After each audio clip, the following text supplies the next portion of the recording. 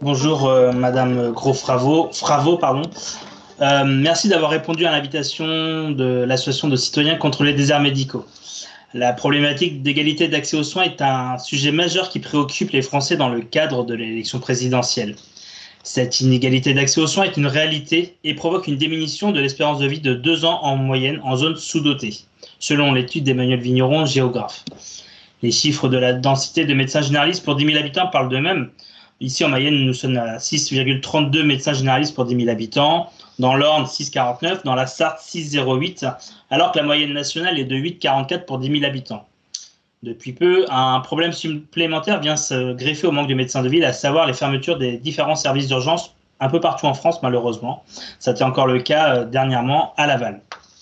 Pourtant, l'ensemble des Français qui vivent dans une zone sous-dotée ou dans une zone suffisamment dotée sont égaux face à l'impôt et aux cotisations sociales. Chaque Français est protégé par la Constitution qui garantit l'accès à la santé pour tous. Alors nous attendons des propositions concrètes et réalisables pour les 5 prochaines années. Vous avez la parole. Merci beaucoup. Alors bon, d'abord, je vais évidemment pas rappeler la situation actuelle du système de santé. Vous en avez parlé, on va se concentrer sur les déserts médicaux. Moi, ce que je veux dire d'abord, c'est qu'il y a effectivement les vrais déserts médicaux, ceux qui sont, j'allais dire, étiquetés par les ARS comme tels, d'accord, essentiellement dans des zones rurales. Mais il faut comprendre qu'aujourd'hui, c'est encore pire, c'est-à-dire que les déserts médicaux, ils s'étendent de la campagne à la ville. Alors à la ville dans les zones périurbaines, mais même dans les villes type Paris. À Paris, j'ai vécu l'expérience moi-même hier. On me demande 4 mois d'attente pour un neurologue pour une pathologie lourde. Voilà, 4 mois d'attente pour avoir un neurologue pour prendre en charge une maladie neurodégénérative. Et je suis médecin et je suis professeur de médecine et je suis censée avoir un carnet d'adresses et je suis censée en plus avoir la chance de pouvoir payer. Car c'est un problème aussi dans l'accès aux soins qui est de devoir trouver un médecin quand on n'a pas suffisamment d'argent et qui soit évidemment conventionné secteur 1. Donc le désert médical, c'est quelque chose que vous vivez en direct, votre association, et bravo de l'avoir mis en place, mais qui, à mon avis, dépasse même le simple, j'allais dire, cercle ou la simple localisation type ARS. Deuxième exemple, je suis un petit élu dans mon village de vacances, je monte un pôle santé, c'est pourtant à l'île de Ré qui n'est pas considéré comme un désert médical et je ne trouve pas de spécialiste. Qu'est-ce que je fais? Et je pense que ça va être à la base du programme de Valérie Pécresse. J'ai décidé de ne pas commencer à me préoccuper des circulaires, des règles, des ARS, des façons. Je propose à des professionnels de s'installer et je me plie à leurs contraintes. Je me plie à leurs contraintes, ils veulent être à mi-temps, ils sont à mi-temps, ils veulent, etc. Je leur propose des locaux, je leur propose des solutions et tout ça en lien avec le maire. Alors pourquoi je dis ça? Parce que je pense que la mesure la plus forte du programme de Valérie Pécresse, j'ai bien dit la plus forte, et c'est la seule qui la propose, c'est une décentralisation. Décentralisation, ça veut dire qu'on n'organise pas depuis Paris comment les professionnels de santé travaillent sur le terrain. On sait que dans les déserts en particulier, les professionnels de santé sont très ingénieux.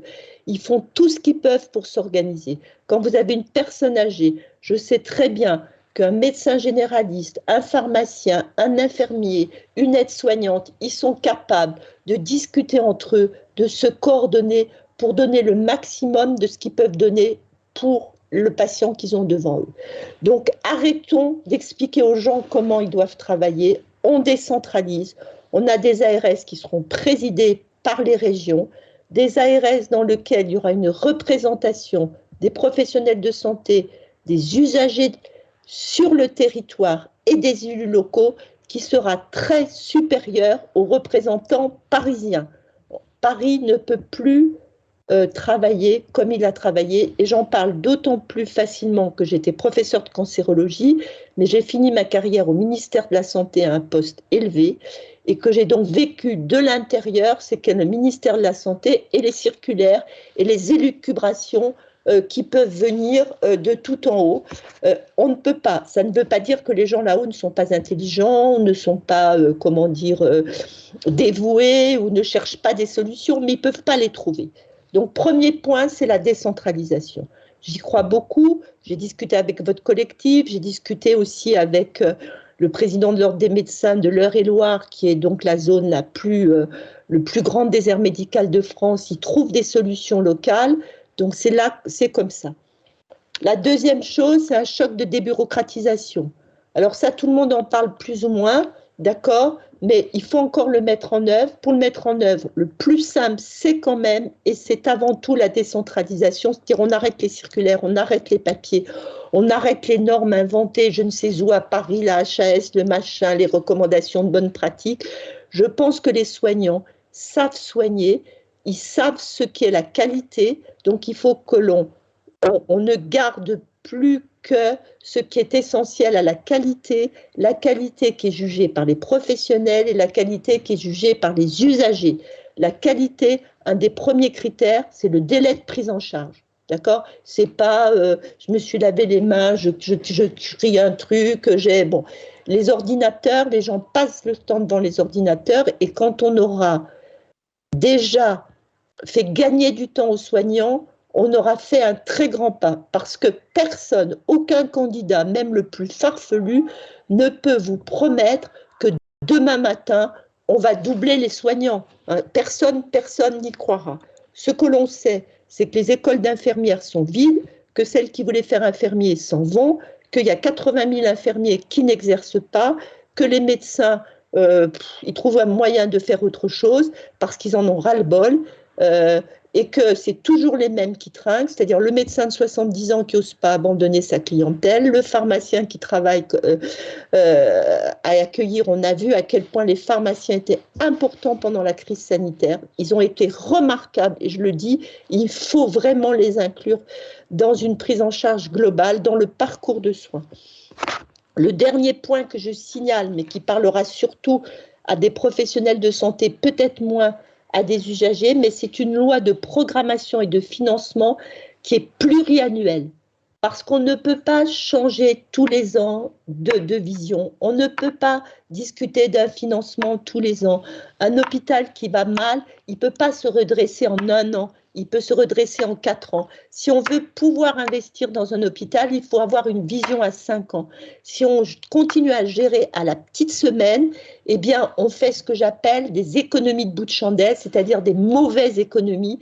Et après, on finit par avoir une facture qui est énorme. C'est ce qui s'est passé pendant le Covid. Maintenant, je passe sur les problèmes j'allais dire, un peu plus généraux de la santé dans toutes les politiques publiques, mais c'est quand même un point clé. Valérie Pécresse insiste beaucoup pour dire on ne fait pas de l'offre de soins, on fait de la réponse aux besoins de chacun. Ça paraît anodin, mais quand on pense non pas en offre, mais en de quoi le patient a besoin, alors les propositions sont différentes. Maintenant, je vais en arriver, j'allais dire, un peu plus aux problèmes qui nous concernent, puisque on a proposé une méthode. Et la première chose qui est importante, que je vais essayer de défendre, même si ce n'était pas toujours ma position, c'est qu'on a décidé de faire le pari de la confiance. Pari de la confiance dans les acteurs, entre les acteurs, et pari de la confiance avec les usagers. Ça veut dire quoi, le pari de la confiance ? Ça veut dire que pour l'instant, il n'y a pas de régulation. Il n'y a pas de « on vous interdit de vous mettre là, on vous autorise », etc. Ce qui est quelque part un pari, je le concède. Ce pari, il a été fait parce que le système de santé est dans un tel état que nous allons avoir besoin d'un effort énorme de tous. Un effort des soignants, un effort des usagers parce que je ne vous le cache pas, et vous le savez, 80%, 20% des usagers consomment plus que 80%.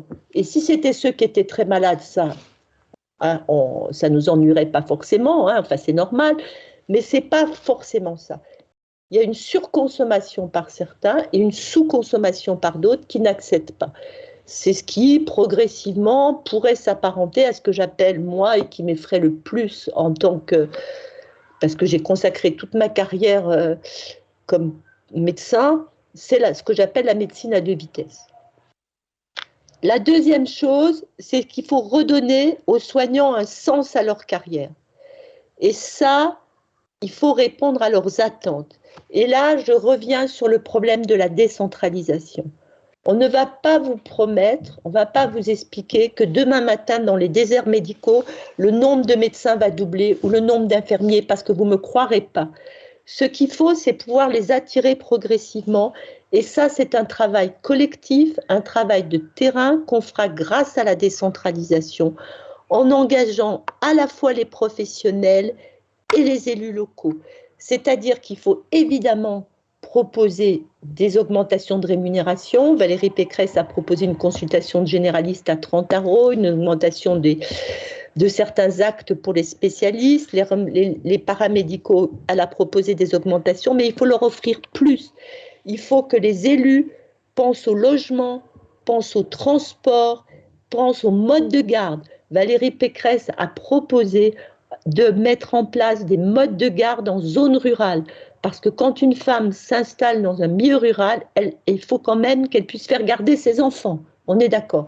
Donc c'est cet ensemble qui est important, c'est-à-dire de redonner des conditions de vie les meilleures possibles, même si je suis complètement consciente en vous parlant que ce n'est pas simple.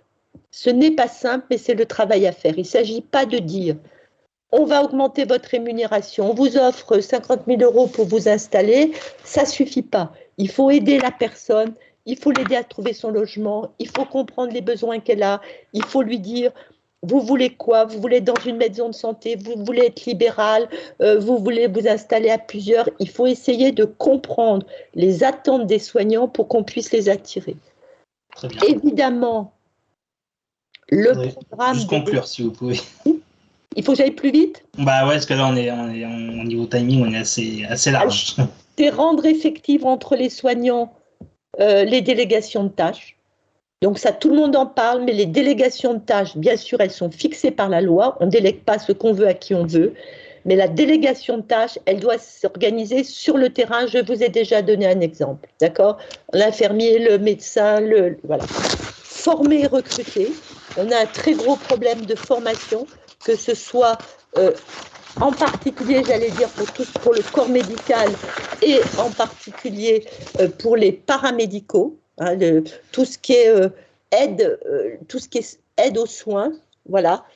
Enfin, pour les déserts médicaux, Valérie Pécresse propose donc une 10e année de médecins généralistes, 10e année qui sera une 10e année uniquement sur le terrain et qui sera faite dans les déserts médicaux. Merci de toutes ces réponses. On va passer au micro-trottoir. Merci beaucoup. Eh ben, on va prendre 8. Jean-Louis, 59 ans, bientôt à la retraite. Liberté, égalité, fraternité. Pourquoi l'égalité d'accès aux soins n'est-il pas respectée? Merci pour cette question. Je pense que je ne dirais pas que l'égalité aux soins n'est pas respectée. C'est que je dirais qu'on a des tels problèmes dans l'organisation de notre système de santé qu'aujourd'hui, elle n'est pas effective. Je pense qu'évidemment, la volonté de tous, c'est l'égalité d'accès aux soins, mais on a aujourd'hui des problèmes d'organisation du système de santé qui est tel que, effectivement, cette égalité n'est plus respectée. Et encore une fois, pour monsieur, je lui redis que cette égalité des soins, c'est une des préoccupations majeures de la candidate. C'est une de mes préoccupations majeures parce qu'elle existe évidemment dans les milieux ruraux, dans ce qu'on appelle les vrais déserts médicaux, mais elle existe aussi dans les grandes villes avec un problème progressif de mise en place d'une médecine à 2 vitesses, c'est-à-dire vous avez de l'argent, vous avez des relations, vous finissez en vous battant un peu par trouver quelqu'un, sinon vous n'en avez pas. Donc ça fait partie effectivement de l'objectif prioritaire du programme de Valérie Pécresse. Merci pour cette réponse. Le lendemain de l'élection présidentielle, si Mme Pécresse est élue présidente de la République, quelle sera la première mesure que vous allez prendre pour répondre à l'urgence des déserts médicaux, parce qu'on ne peut pas attendre 10 ans? Alors, la première mesure, la plus urgente, la plus, j'allais dire, la plus importante et qui sera faite immédiatement, et les lois, tous les textes sont prêts, c'est la décentralisation.